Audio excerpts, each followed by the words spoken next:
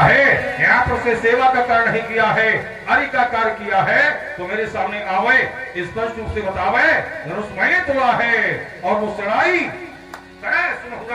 सुनहु राम जही शिव धनु तोरा सहस बाबूषण सोरिपु मोरा। और राम अपने संबंधों खोल कर सुन लो, जिससे पतित पावन भूत भामन भगवान शंकर के पावन पिना का खंडन किया है, उमाईस्मती नगरी के नवाल कनक के पौत्र कृतवीर के पुत्र कार्तवीर अर्जुन के समान मेरा शत्रु है।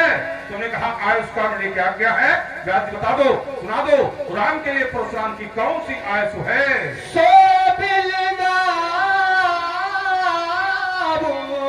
बिहाई समाजा न तो नत मारे है सब राजा। और राघव तुमने मुझसे आयस मांगी है, आयस का कहीं कि मोही, तो हम तुमसे आयस कर हैं सो मिल जाओ और धनुष तोड़ने वाले को इस समाज से विलय कर दो। यदि किन्हीं परिहार कारणवश वह धनुष तोड़ने वाला इस समाज का परित्याग नहीं कर सकता, इस समाज ही उसका परित्याग कर दे। नहीं तो मैंने निर्णय लिया है, न तुम्हारे जय हैं सब राजा, ये मेरी स्पष्ट घोषणा है। सुनी मुनि बचन लखन मुस्काने बोले परशु धरई अपमाने।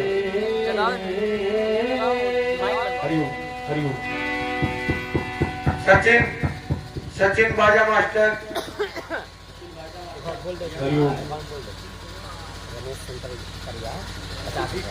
आप है रमेश सिंह परिहार जो परशुराम जी के चरणों में 51 रुपए अर्पित किए हैं, बहुत बहुत धन्यवाद। सुनने वाला हो, हम तो सोचते थे हम सुना आप सभी लोगों ने, इतना बढ़िया हुई तो करती बस धनुष तोड़ने वाले के विरोध में श्री परशुराम जी की घोषणा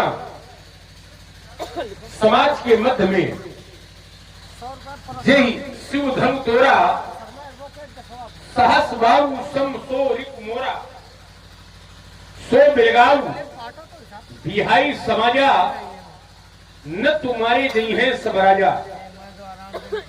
जिस व्यक्ति ने धनुष का खंडन किया है वह धनुष तोड़ने वाला सो बेलगाऊ अलग हो जाए। अगर ऐसा न किया गया तो महात्मा जी का कहना है कि न तुम्हारे नहीं है सब राजा, सभी राजा मारे जाएंगे। पर कब? जब धनुष तोड़ने वाला अलग नहीं होगा तब। अच्छा आपका दंड विधान है, अच्छी आपकी न्याय संहिता है। अगर धनुष तोड़ने वाला अलग न किया गया तो सब राजा मारे जाएंगे। भैया ने बड़े सीधे सरल शब्दों में उत्तर किया था, बढ़ाओ यही चाहिए। नाथ शंभु धनु भंजनी हारा और होई क्यों एकदास तुम्हारा। अगर असली वाला सो रहा हो तो उसको जगाओ, क्योंकि है तुम्हारा ठीक मगर वो बना नहीं है, बस ये समझो। होई क्यों एकदास तुम्हारा आय सुखा कही किन मोही, मेरे लिए क्या क्या है। तो भैया के इन विचारों की भाषा परशुराम जी नहीं समझ पा रहे हैं। अगर इनसे उत्तर ये किया जाता कि धनुष मैंने तोड़ा है तो यह भाषा परशुराम जी बहुत शीघ्र समझ जाते। पर उत्तर ये किया जा रहा है कि धनुष तोड़ने वाला कोई एक आपका दास आज्ञा, तो महात्मा जी की समझ में नहीं आ रही है। देखो महाराज, संसार का दूसरा प्राणी बोले तो विचार करने की आवश्यकता पड़ेगी, पर जब श्री राम बोल जाएं तो फिर विचार करने की आवश्यकता नहीं पड़ती, क्योंकि राम जी के जीवन की एक बहुत बड़ी विशेषता है। वह विशेषता संसार के अन्य प्राणी में नहीं पाई जाती है, केवल राम में पाई जाती है। वो विशेषता ये है कभी किसी से मिथ्या भाषण नहीं करते हैं, माने झूठ नहीं बोलते हैं। राम के जीवन की सबसे बड़ी विशेषता यह है कि राम ने कभी किसी से मिथ्या भाषण किया ही नहीं है। और राम जी ने आपसे कहा है, होई क्यों एक दास तुम्हारा, तो निश्चित मानिए कि धनुष तोड़ने वाला कोई न कोई दास ही है, कोई न कोई भक्त ही है, कोई न कोई पुत्र ही है, और कोई न कोई शिष्य ही है। क्योंकि राम के जीवन की बहुत बड़ी विशेषता है। रामचरितमानस पढ़ने वाले श्रोता थोड़ा ध्यान दें। रामचरित में एक उपमा दी गई है, सत्य संग प्रभु सुर हितकारी। और सत्य संग की जब व्याख्या की जाएगी तो सत्य संग केवल उसी को कह सकते हैं जिसने जीवन में एक बार भी झूठी प्रतिज्ञा न की हो, अर्थात मिथ्या न बोला हो, अर्थात झूठ न बोला हो। तो परशुराम जी से राम जी झूठ कैसे बोल सकते हैं? और विशेष बात यह है कि परशुराम जी को हमारे भैया श्री राम की भाषा नहीं समझ में आ रही है। अरे कोई दुष्ट हो, ये तो महापुरुष है, इनका स्मरण तो प्रत्येक व्यक्ति प्रभात में जब जागता है तब करता है।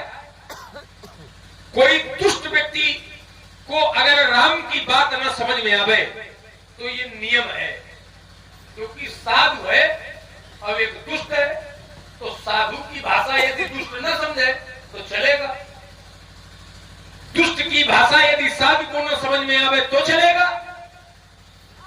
पर नियम कहता है ना, का रहीम कैसे निभाए बेर केर को संग। पर ये महापुरुष हैं, ये साधु हैं, और राम जी परम साधु हैं। तो राम की भाषा परशुराम जी नहीं समझ पा रहे हैं, ये बात हम नहीं समझ पा रहे हैं। एक नवीन दर्शन हमें याद आया। अच्छाई में एक बहुत बड़ा दुर्गुण होता है और बुराई में एक बहुत बड़ा सद्गुण होता है। जानते हैं अच्छाई में दुर्गुण क्या होता है और बुराई में सद्गुण क्या होता है? अच्छाई में दुर्गुण यह होता है कि अच्छाई में संगठन नहीं हो पाता है, और बुराई में दुर्गुण ये होता है कि संगठन बहुत जल्दी हो जाता है। जैसे 4 सभ्य ग्राम के व्यक्ति एक जगह बैठ के एक निर्णय नहीं ले सकते, पर 4 व्यसन करने वाले व्यक्ति, सरल भाषा में बोले नशेबाजी करने वाले व्यक्ति, पीने वाले, खाने वाले, एक जगह बैठ के अपना काम कर लेंगे। ऐसा क्यों होता है? अगर पूछा जाए ऐसा क्यों होता है, तो हमें लगता है कि दुनिया में इसका एक ही उत्तर है। जो विद्वान होते हैं, जो अच्छे महापुरुष होते हैं, उनका समाज करती है सम्मान, और जो व्यसन करने वाले होते हैं, धतूरा पीने वाले होते हैं, गांजा पीने वाले होते हैं, इत्यादि मादक पदार्थों का सेवन करने वाले होते हैं, इनका करती है समाज अपमान।